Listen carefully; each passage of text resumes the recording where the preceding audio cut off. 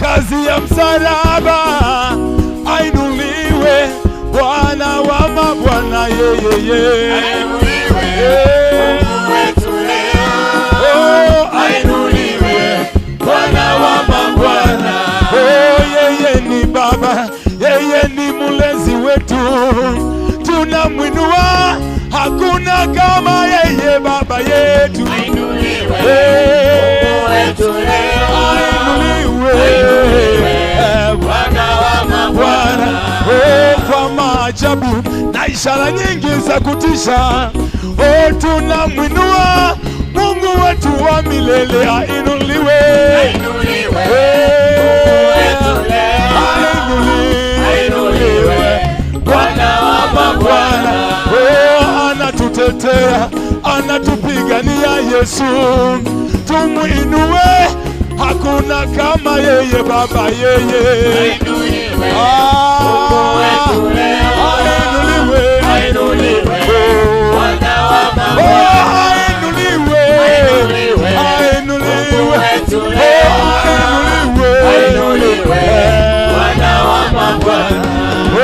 Kule jangwani walimwinua nyoka, sisi leo twamuinua Yesu. Ainuliwe, ainuliwe Bwana, ainuliwe Bwana wa mabwana. Haleluya.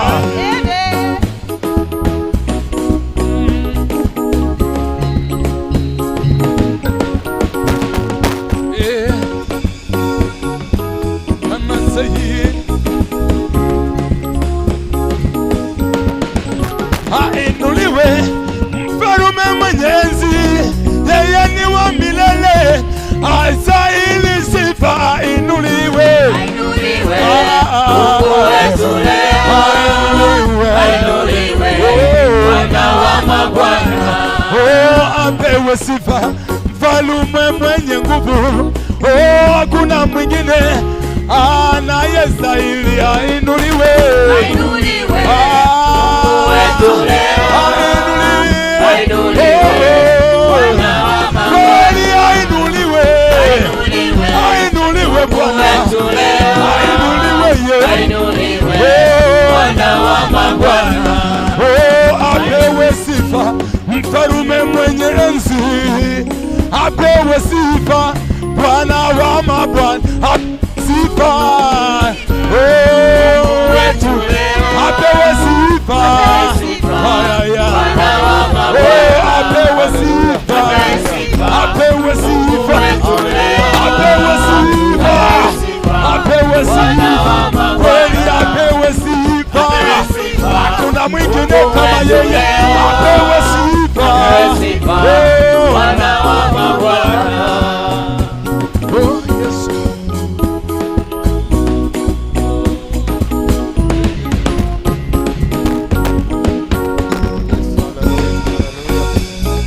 Say sifa zetu.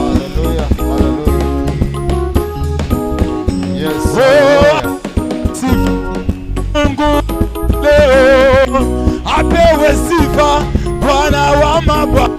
Apewe sifa Mungu wetu leo. Apewe sifa Bwana wa mabwana. Apewe sifa Mungu wetu leo. Apewe sifa Bwana wa mabwana. Tunakuinua Bwana, tunakuinua leo. Tunakuinua Bwana, tunakuinua leo. Tunakuinua Bwana, tunakuinua leo. Tunakuinua Bwana, tunakuinua leo. Tunakuinua, kuinua leo. Tunakuinua Bwana, tunakuinua leo. Tunakuinua, kuinua leo. Tunakuinua Bwana, tunakuinua leo. Tunakuinua Bwana, tunakuinua leo.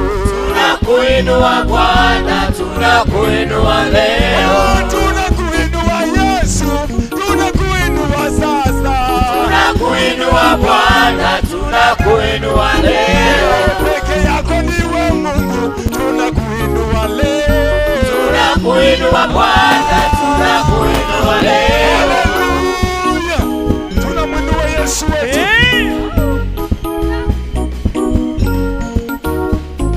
Anastahili kuinuliwa Yesu wetu.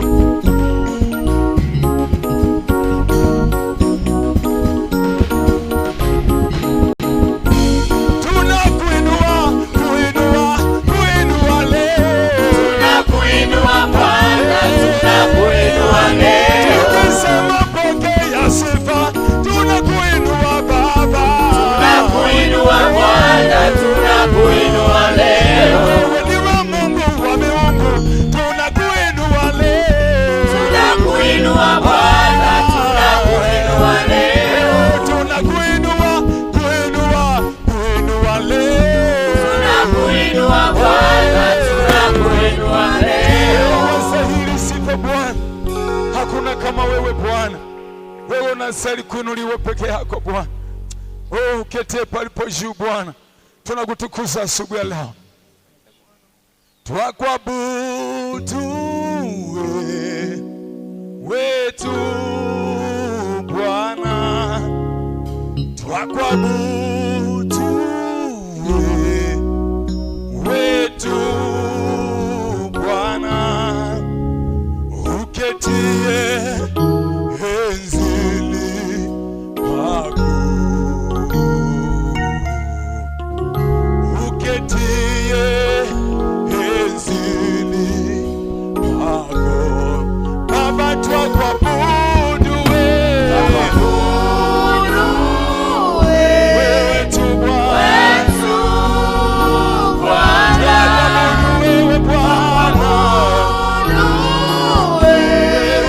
Bwana.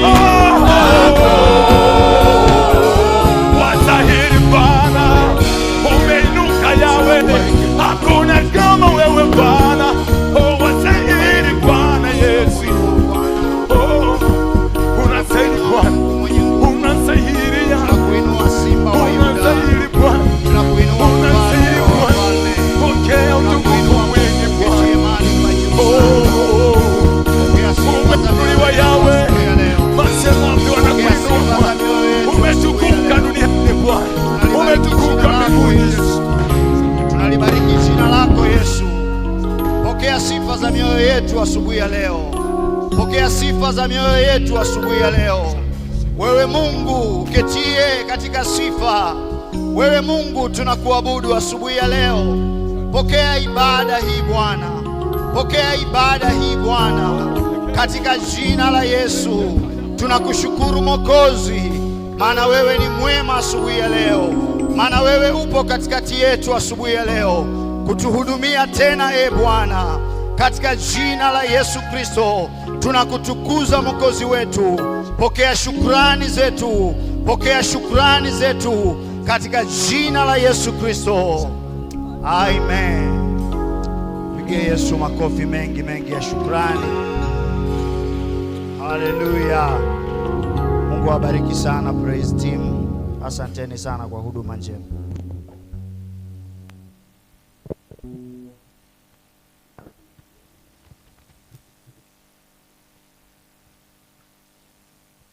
Bwana Yesu asifiwe.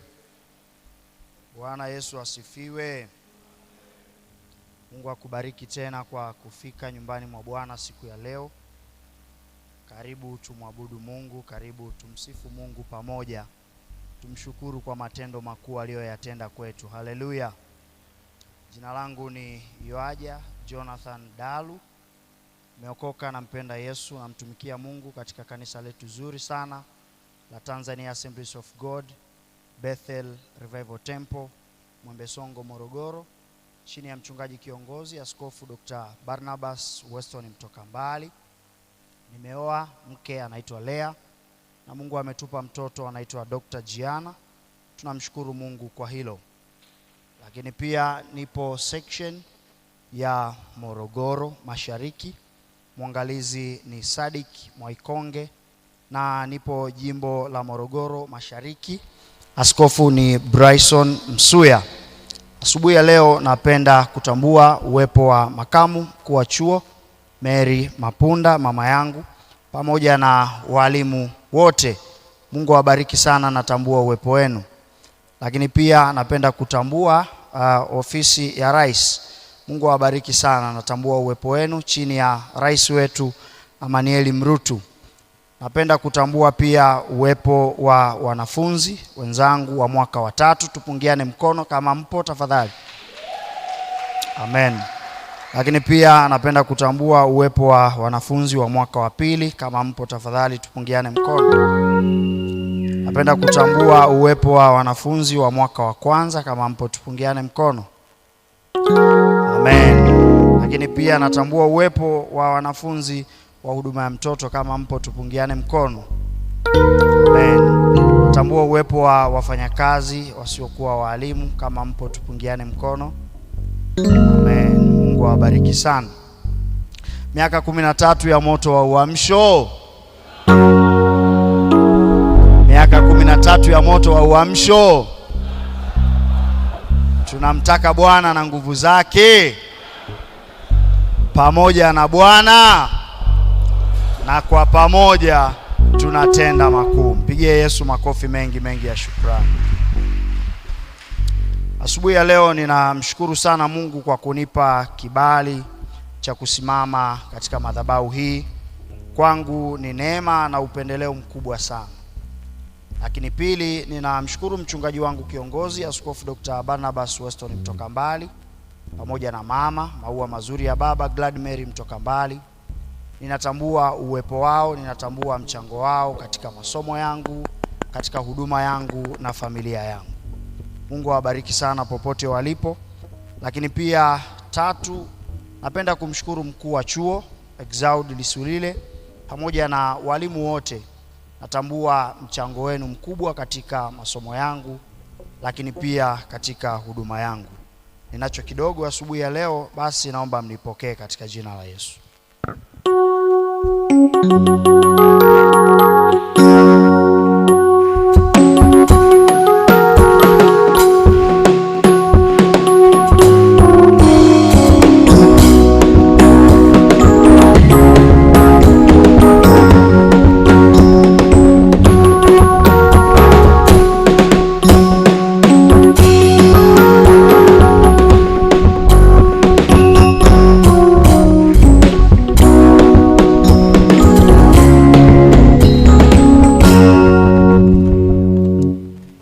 Basi karibu tujifunze neno la Mungu asubuhi ya leo. Baba, katika jina la Yesu ninakushukuru tena kwa ajili ya wakati mzuri ambao umetupa. Tuko katika nyumba yako ili kusikia wewe Mungu unasema nini na maisha yetu. Tuko hapa Bwana ili wewe Mungu useme na mioyo yetu. Tuko hapa Bwana ili wewe Mungu useme kile ambacho umekikusudia siku ya leo. Ninakushukuru, ninakubariki kwa sababu Bwana mioyo yetu iko tayari. Mioyo yetu iko tayari kupokea. Mioyo yetu iko tayari kujifunza. Nasi Bwana tunamsihi Roho wako Mtakatifu akajihudhurishe katikati yetu na kutuhudumia kama apendavyo kwa utukufu wa jina lako. Katika jina la Mungu Baba, Mungu Mwana, Mungu Roho Mtakatifu, nimeomba na kushukuru Yesu. Amen. Basi ujumbe wetu wa siku ya leo unasema umuhimu wa kumtambua mtu wa nne katika maisha yako. Umuhimu wa kumtambua mtu wa nne katika maisha yako. Huo ni ujumbe wetu siku ya leo. Unasema umuhimu wa kumtambua mtu wa nne katika maisha yako. Na andiko letu la msingi ni kitabu kile cha Daniel sura ile ya 3 mstari wa 10 mpaka wa 11. Kitabu cha Daniel sura ile ya 3 mstari wa 10 mpaka ule wa 11. Halafu tutaruka mistari hapo, tutasoma ule mstari wa 15 mpaka ule wa 20. 11, 10 mpaka 11, 15 mpaka 20, na tutaruka hapo tena na kusoma mstari wa 24 mpaka wa 25. Halafu mwisho kabisa tutasoma ule mstari wa 29.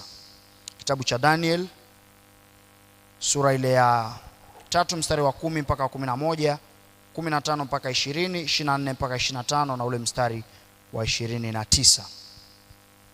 Nitasoma.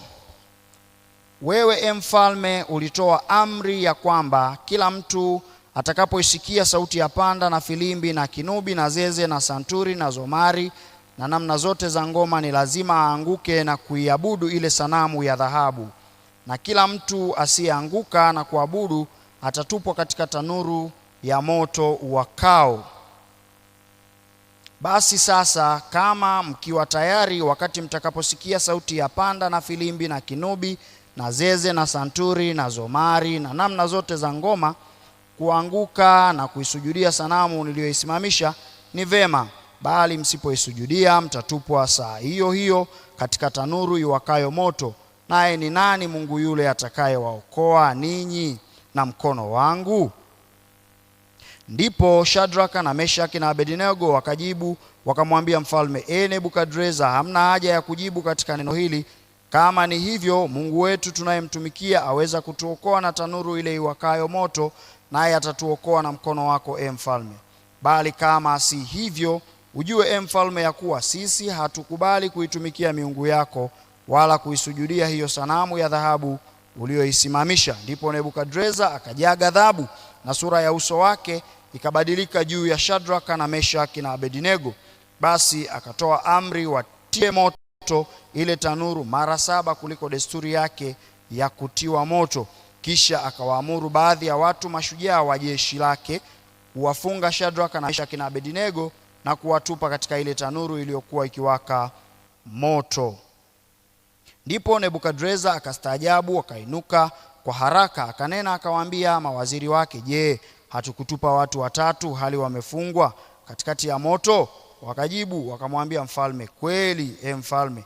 Akajibu akasema, tazama, mimi naona watu 4 nao wamefunguliwa, wanatembea katikati ya moto hali hawana dhara, na sura yake yule wa 4 ni mfano wa mwana wa miungu. 29. Basi mimi naweka amri ya kuwa kila kabila ya watu na kila taifa na kila lugha watakaonena lolote lisilopasa juu ya huyo Mungu wa Shadraka na Meshaki na Abednego watakatwa vipande vipande, na nyumba zao zitafanywa jaa kwa kuwa hakuna Mungu mwingine awezaye kuokoa namna hii. Bwana alibariki neno lake. Dhamira yangu asubuhi ya leo, natamani uweze kumtambua mtu wa nne. Natamani uweze kumuelewa mtu wa nne, umfahamu, lakini si tu kumfahamu, uweze kumtegemea katika maisha yako ya kila siku. Na kitabu ambacho tumekisoma, mwandishi wake ni Daniel, na Daniel maana yake Mungu ni hakimu wangu. Lakini pia waandikiwa wa kitabu hiki ni wana wa Israeli waliokuwa uhamishoni kule Babeli, na mada kuu ya kitabu ni enzi ya Mungu katika historia. Na kitabu hiki cha Daniel kina sura 12 na mistari 357 na maneno 11,606. Na huyu Daniel tuliyemsoma hapa, yeye alizaliwa kutoka kwenye uzao wa kifalme huko Yuda. Lakini pia kitabu hiki kimegawanyika katika makundi mawili. Kundi la kwanza linaanza kwenye kitabu kile, kwenye sura ile ya kwanza mpaka ile ya 6, na hapo utaona kuna mapambano kati ya nuru na giza, na Mungu anaibuka kuwa mshindi. Lakini sehemu ya pili ya kitabu tunaona kuanzia sura ile ya 7 mpaka sura ya 12. Hapa tunaona mambo yanatabiliwa ya siku zijazo. Bwana Yesu asifiwe sana. Lakini pia hawa watu tuliowasoma hapa, kina Meshaki, kina Shadrach, kina Abednego pamoja na Daniel mwenyewe, walikuwa ni watu wanaotoka ufalme wa kusini, ufalme wa Yuda. Lakini baadaye walipelekwa utumwani au uhamishoni huko Babeli. Na kutoka huku Yuda mpaka huko Babeli ni kama vile kilomita 1448. Na huyu Daniel wakati anapelekwa uhamishoni, alipelekwa ule mwaka wa 605 kabla ya Kristo.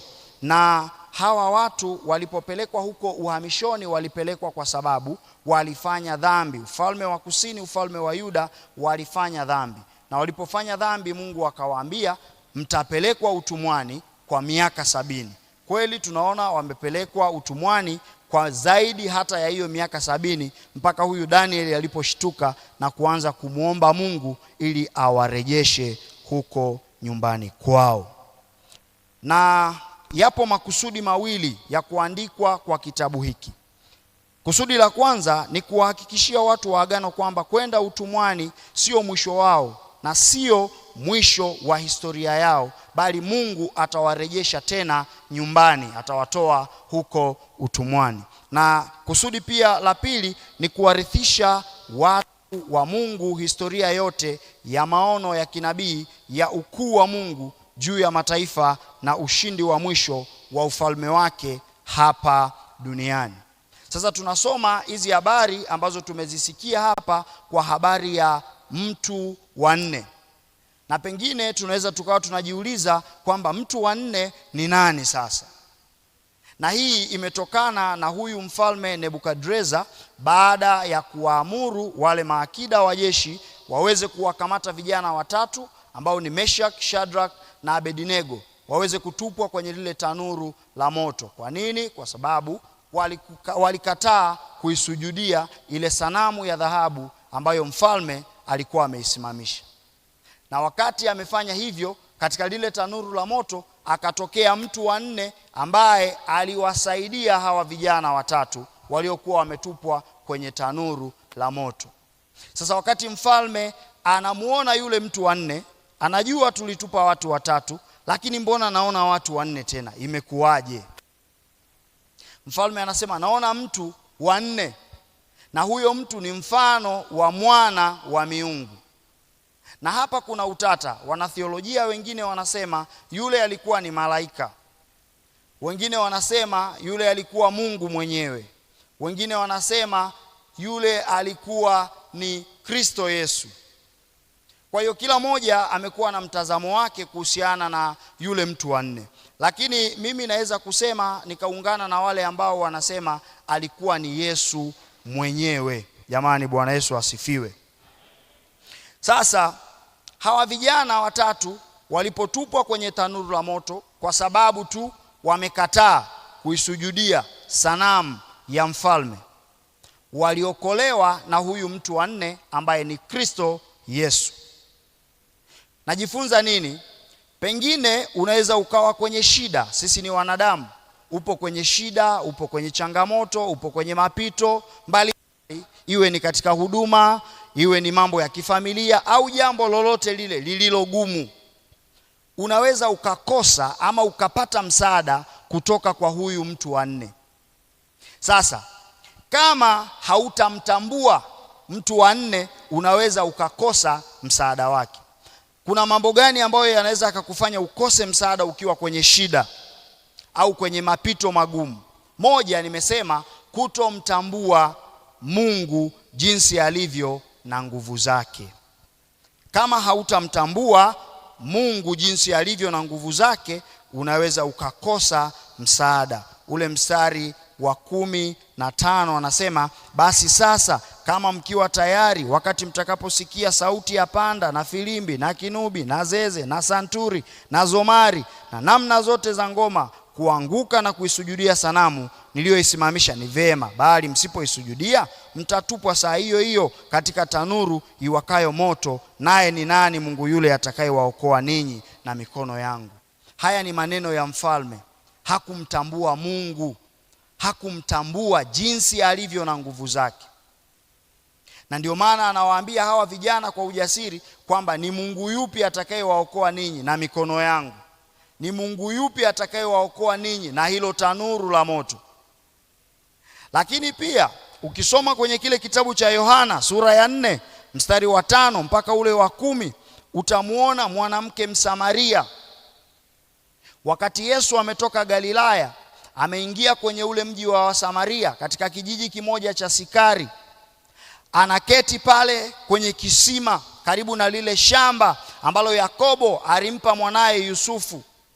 Anaketi hapo kisimani na mwanamke mmoja anakuja Msamaria, anamwambia Yesu, anamwambia nipe maji ninywe. Yule mwanamke anamwambia, kwa nini unataka maji kwangu na mimi ni mwanamke Msamaria? Kwa sababu Wayahudi na Wasamaria hawakuchangamana. Sasa huyu ni Myahudi na huyu ni Msamaria, wapi na wapi uniombe mimi maji? Lakini Yesu anamwambia nini? Anasema kama ungaliijua karama ya Mungu, naye ni nani anayekuambia naomba maji ninywe, ungalimuomba yeye, naye angalikupa maji yaliyo hai.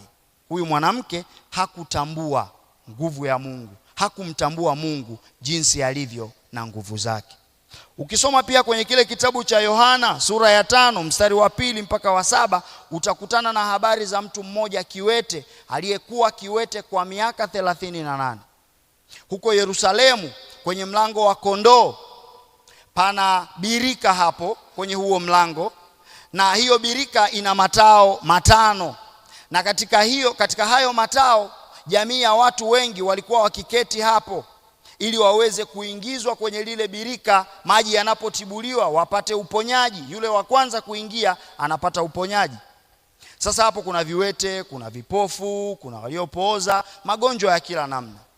Na huyu kiwete ameketi hapo kwa miaka 38. Na kwa nini hajapata msaada? Hajaondoka siku zote. Yesu anaenda hapo na hali akijua ya kwamba huyu mtu amekuwa katika hali hiyo kwa muda wote huo, anamwambia, je, wataka kuwa mzima? Lakini huyu kiwete, angalia majibu yake, anasema sina mtu wa kunitia birikani maji yanapotibuliwa. Kwa hiyo mtazamo wake ilikuwa ni kupata uponyaji kwenye lile birika. Hatambui huyu anayemwambia wataka kuwa mzima ni mtu wa namna gani. Kwa hiyo unaweza kuwa kwenye shida fulani lakini ukakosa msaada kwa kutomtambua Mungu jinsi alivyo na nguvu zake. Mungu atusaidie sana. Lakini pia jambo la pili, unaweza kuwa kwenye shida, kwenye changamoto, lakini ukakosa msaada kwa kufanya mambo yako peke yako bila ya uwepo wa Mungu. Unaweza kuwa kwenye shida ukakosa msaada wa huyu mtu wa nne, kutoka kwa huyu mtu wa nne, kwa sababu unafanya mambo peke yako bila mkono wa Mungu au uwepo wa Mungu. Angalia ule mstari wa 19 na wa 20. Ndipo Nebukadreza akajaa ghadhabu na sura ya uso wake ikaghadhibika juu ya Shadraka na Meshaki na Abednego. Basi akatoa amri watie moto ile tanuru mara 7 kuliko desturi yake ya kutiwa moto. Kisha akawaamuru baadhi ya watu mashujaa wa jeshi lake kuwafunga Shadraka na Meshaki na Abednego na kuwatupa katika ile tanuru iliyokuwa ikiwaka moto. Huyu mfalme anafanya mambo peke yake pasipo uwepo wa Mungu. Anafikiri lile jambo analolifanya lina mkono wa Mungu, lakini kumbe alikuwa peke yake na hakumtambua huyu Mungu jinsi alivyo. Ukisoma kwenye kile kitabu cha Esther sura ile ya 5 mstari wa 9 mpaka wa 14 utakutana na habari za mtu mmoja anaitwa Haman. Huyu Haman alikuwa ni akida mkubwa sana, alikuwa na vyeo vingi tu vya hali ya juu, lakini yeye alikuwa ni mkuu kwenye nyumba ya mfalme. Wafanyakazi wote walikuwa chini yake, lakini anaweka mpango wa kuangamiza Wayahudi pamoja na Mordekai yule aliyekuwa akikaa pale getini kwa mfalme. Sasa huyu Haman pamoja na hivyo vyeo vyote, huyu Mordekai hakutetemeka wala hakuogopa chochote, hakuweza kumsujudia. Haman wakati ameweka mpango wa kuangamiza Wayahudi pamoja na Mordekai, anaenda nyumbani ile asubuhi, anamwambia mke wangu, mke wake alikuwa anaitwa Zereshi, anaambia mke wangu, akaita na marafiki, akamwambia marafiki zangu, nina cheo, nina kila kitu, niko katika ufalme huu wa huyu mfalme na mimi niko juu ya vyote. Lakini kuna mtu mmoja ambaye yeye haanguki wala kutetemeka mbele zangu pale getini wakati naingia. Sasa nimepanga namna ya kuangamiza hawa Wayahudi wote pamoja na yule Mordekai. Hawa marafiki na mkewe Zereshi wakampa mpango, wakamwambia, wewe tengeneza mti mrefu kabisa wa mikono kama 50 hivi, halafu asubuhi kesho kabla hujaenda kwenye hiyo sherehe ya mfalme aliyokualika, utaongea na mfalme ili huyo kijana atundikwe kwenye huo mti. Anafanya mambo pasipo uwepo wa Mungu au mkono wa Mungu. Badala yake huo mti aliyoutengeneza ili aje amnyonge Mordekai, alijinyongea mwenyewe. Kwa sababu gani? Alifanya mambo pasipo mkono wa Mungu au uwepo wa Mungu. Mungu atusaidie sana. Namkumbuka mtu mmoja pale Arusha, yeye alikuwa ameokoka vizuri, anampenda Mungu vizuri sana, na Mungu akamuita katika huduma ya kichungaji, na baadaye Mungu akamuinua sana, akawa mtu mkubwa sana. Lakini katika kuongezeka kwake, Mungu akambariki pia, akaongezeka kiuchumi. Na katika kuongezeka kiuchumi, akaanza kujisahau, akidhani kwamba anaweza kufanya mambo peke yake kupitia mali zake, kupitia utoshelevu wake, kwa sababu ana kila kitu, bila ya uwepo wa Mungu, bila ya mkono wa Mungu. Kilichotokea, alianza kuharibikiwa mambo yake taratibu taratibu, kwa sababu aliacha njia ya Mungu na kuanza kutembea kwenye mtazamo wake mwenyewe binafsi. Na hapo alikuwa na mke mmoja, siku zinavyozidi kwenda akaongeza mke wa pili. Huduma ya kichungaji ikamshinda na mali zikaanza kupotea, maana mambo mengi alianza kufanya mwenyewe kama mwenyewe. Ila mwanzo alimtumainia Mungu, alimtegemea Mungu. Baada ya utoshelevu akadhani anaweza kufanya mambo pasipo mkono wa Mungu. Na hivi leo mpaka tunavyoongea yupo tu mtaani, hana chochote, mali hana tena, huduma hana tena. Kwa hiyo ndugu zangu, kufanya mambo pasipo uwepo wa Mungu, pasipo mkono wa Mungu, unaweza ukaharibikiwa mambo yako. Mungu atusaidie sana. Na kwenye maisha yetu ya kawaida zipo changamoto kama nilivyosema, yako mapito mbalimbali sisi kama watumishi, lakini kwenye mambo tu ya kijamii kuna changamoto mbalimbali. Sasa unapopita kwenye hizo changamoto, unapopita kwenye hayo mapito magumu, ufanye nini ili uweze kupata msaada kutoka kwa huyu mtu wa nne ambaye ni Yesu Kristo, ni Mungu mwenyewe? Ufanye nini sasa? Moja, uwe jasiri unapokutana na jaribu au jambo gumu kwenye maisha yako. Uwe jasiri unapokutana na jaribu au jambo gumu katika maisha yako. Mstari wa 16 mpaka 18 pale Anasema ndipo Shadraka na Meshaki na Abednego wakajibu wakamwambia mfalme, Nebukadreza, hamna haja ya kujibu katika neno hili. Kama ni hivyo, Mungu wetu tunayemtumikia aweza kutuokoa na tanuru ile iwakayo moto, naye atatuokoa na mkono wako, mfalme. Bali kama si hivyo, ujue mfalme, ya kuwa sisi hatutakubali kuitumikia miungu yako wala kuisujudia hiyo sanamu ya dhahabu uliyoisimamisha. Ndipo Nebukadreza akajaa ghadhabu, sura ya uso wake ikabadilika juu ya Shadraka na Meshaki na Abednego. Basi akatoa amri watie moto ile tanuru mara 7 kuliko desturi yake ya kutiwa moto. Uwe jasiri unapokutana na jaribu au jambo gumu mbele yako. Hawa vijana watatu, kumbuka, hawako nyumbani, wako katika nchi ya ugeni, na wanayeongea naye mbele yake ni mfalme. Ana kila kitu, ana utoshelevu wa kila kitu, lakini wanamkabili mfalme na kumwambia kwamba sisi hatuko tayari kuisujudia hiyo miungu, tunaye Mungu wetu wa kweli ambaye tutamsujudia. Wakawa jasiri kwamba Mungu tuliye naye aweza kutuokoa na hilo tanuru la moto. Muangalie mtumishi wa Mungu Ayubu kwenye kile kitabu cha Ayubu sura ile ya 2 mstari wa 10. Huyu Ayubu alipoteza mali zote kabisa na watoto wake wakapotea.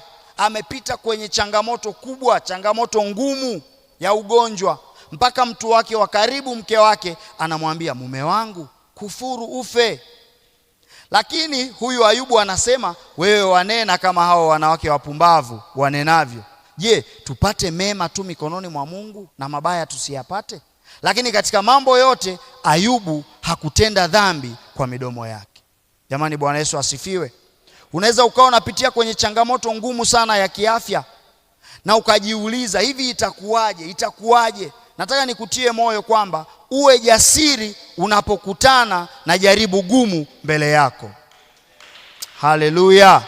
Uwe jasiri. Huyu Ayubu hakutenda dhambi kwa midomo yake, pamoja na kwamba mkewe, mtu wa karibu, mtu anayemwamini, anamkatisha tamaa, lakini yeye alisimama.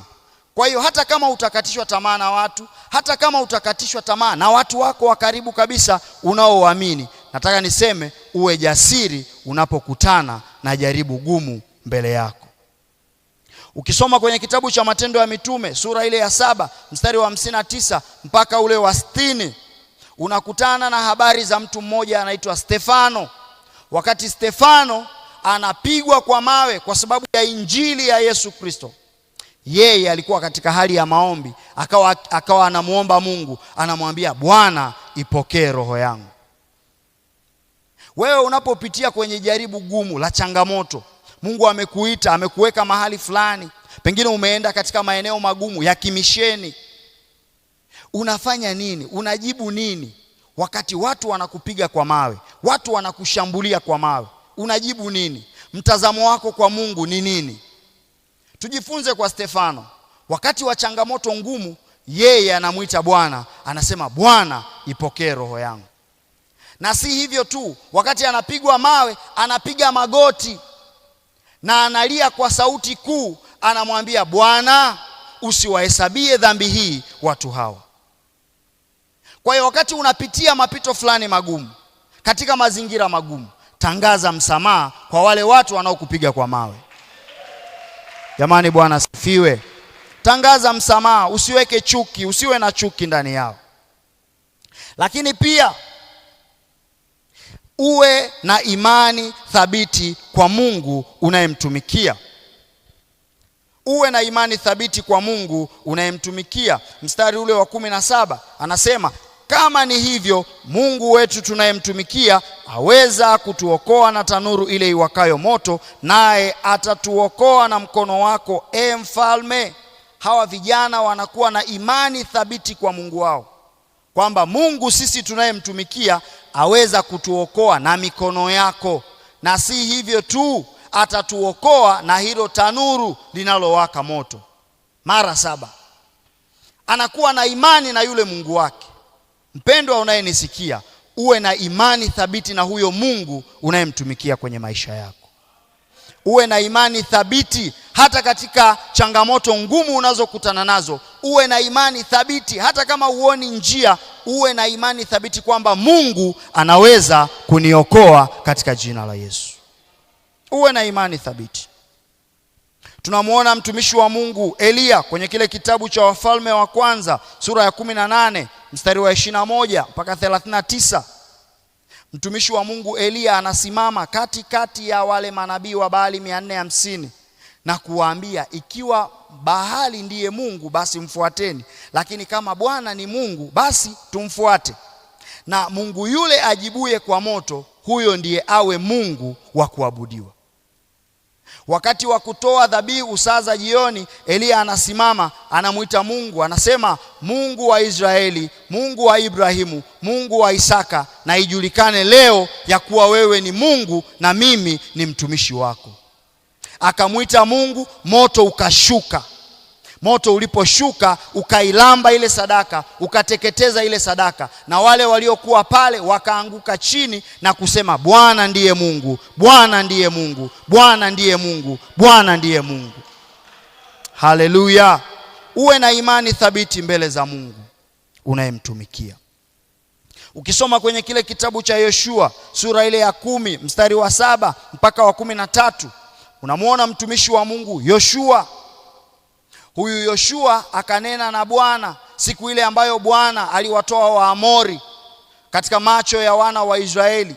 Yoshua anasimama, anasema, wewe jua simama juu ya Gibeoni, na wewe mwezi simama kimya katikati ya bonde la Aiola. Simama. Na anamuita Mungu. Mungu anasimamisha jua na mwezi nao ukasimama. Kwa nini? Alikuwa na imani thabiti mbele za Mungu wake anayemtumikia. Vita vikapiganwa na Mungu akaibuka kuwa mshindi. Kwa hiyo uwe na imani wakati wa changamoto unazokutana nazo, mpendo.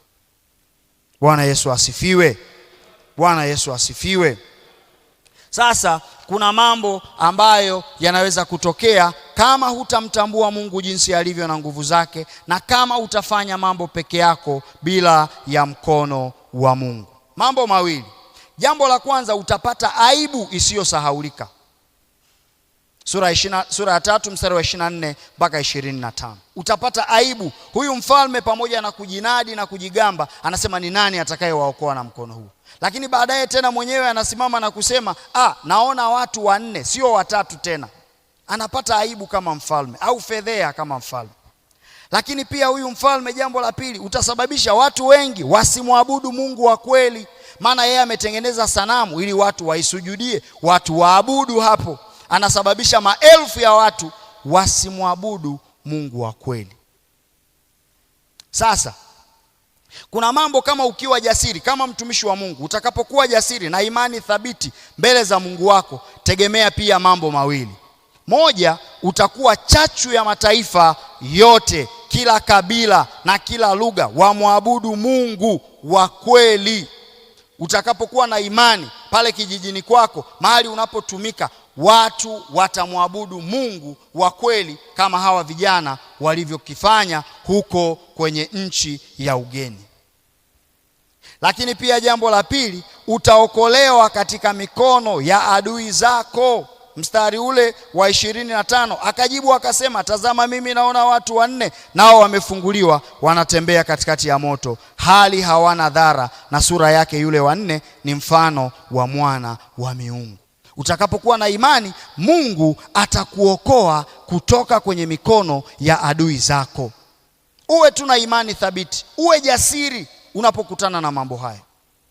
Mungu atakuokoa kwenye mikono ya adui zako. Bwana Yesu asifiwe. Je, unataka Mungu akuinue? Unataka Mungu akutoe kwenye hiyo shida?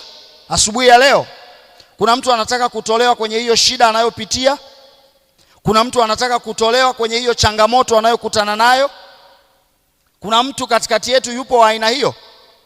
Kama upo, naomba usimame. Yule ambaye anapita kwenye changamoto ngumu, kwenye pito gumu sana, naomba asimame. Tunataka tumwambie Bwana kwamba Mungu, wewe uliyewatokea Shadraka, Meshaki na Abednego, ututokee leo kwenye changamoto tunazokutana nazo. Kama yupo mtu wa namna hiyo, naomba usogee hapa madhabahuni. Tuombe pamoja. Yupo Mungu anayeweza kukutoa kwenye changamoto. Yupo Mungu anayeweza kukusaidia. Njoo, haijalishi umepita kwa muda gani, umeteswa kwa muda gani. Yupo mtu wa nne anaweza kukutoa kwenye hiyo changamoto. Anaweza kukusaidia.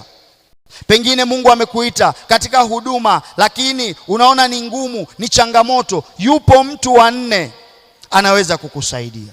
Wewe ambaye umebaki huko nyuma, naomba unyoshe mikono yako huku madhabahuni. Tuombe na watu hawa. Serikali ya wanafunzi, naomba tusaidiane. Tumuite Bwana kwa ajili ya watu hawa waliopita hapa madhabahuni. Baba, katika jina la Yesu, wewe Mungu wa Ibrahimu, Mungu wa Isaka, Mungu unayetenda mambo makubwa, Mungu unayejibu kwa moto, karibu sasa ukutane na mahitaji ya watu wako. Wanapita katika changamoto, wanapita katika shida ngumu. Bwana uwasaidie, Bwana uwasaidie, Bwana uwasaidie na kuwatoa katika changamoto na kuwatoa katika mapito magumu wanayokutana nayo. Bwana uwe faraja yao, uwafute machozi asubuhi ya leo, uwafute machozi asubuhi ya leo. Wakuone Mungu ukiwasaidia, wakuone Mungu ukiwatetea katika jina la Yesu. Bwana uwatendee, Bwana uwatendee, Bwana uwatendee, Bwana uwatendee, Bwana uwatendee. Usiwaache kwa la Yesu, usiwaache kwa jina la Yesu, usiwaache kwa jina la Yesu. Uwatokee kama ulivyowatokea Meshaki, Shadraka na Abednego kwa jina la Yesu. Bwana uwatendee kwa utukufu wa jina lako. Asante Baba kwa wema na fadhili zako. Asante kutembelea kusanyiko lako, kuachilia baraka, kuachilia msaada na utunzaji kwa ajili ya watu wako. Tunakubariki Baba na kuadhimisha kwa jina la Mungu Baba, Mwana, Roho Mtakatifu. Amen.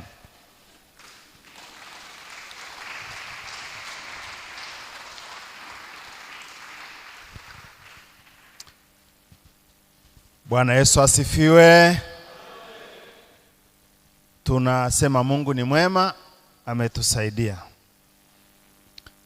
Yeye siku zote anatukusanya kwa neno kwa ajili ya uzima. Na tunamshukuru Mungu kumtumia mtumishi wake Yuaja Jonathan Ndaru kwa ajili ya kuleta ujumbe kwetu. Tumshangilie tena Bwana kwa makofi.